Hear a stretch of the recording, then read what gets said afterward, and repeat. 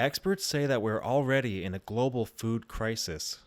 Now, the invasion of Ukraine threatens to make that a lot worse. It's estimated somewhere between 25% and 30, about a third of all wheat exports come from Russia and Ukraine. We have hundreds of millions of people who are very hungry. It's expected that it's going to go up at minimum 10%, added to that figure because of the conflict.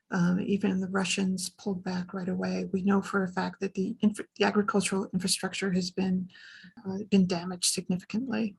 So what does that mean? It means grain storage. It means that tanks have gone through fields and torn them up. It means that there's armaments in fields. It means that there's toxic waste associated with the armaments. It also means that people aren't available to plant in the spring and prepare fields and harvest potentially, depending on when this crisis ends. Far from Europe's breadbasket, folks in our province are still feeling the squeeze of higher food prices.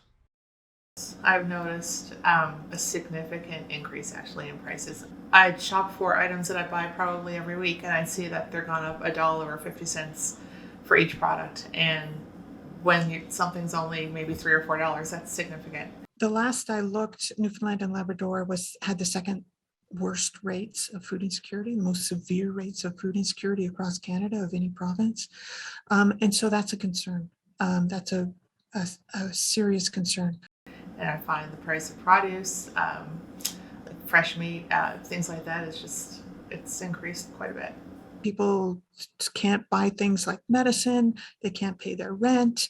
And who does this affect? It affects people who are marginalized to begin with.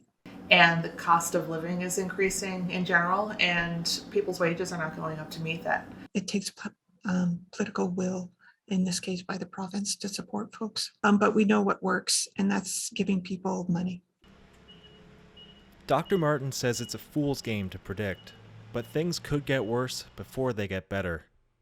For Kicker News, I'm James Grudich.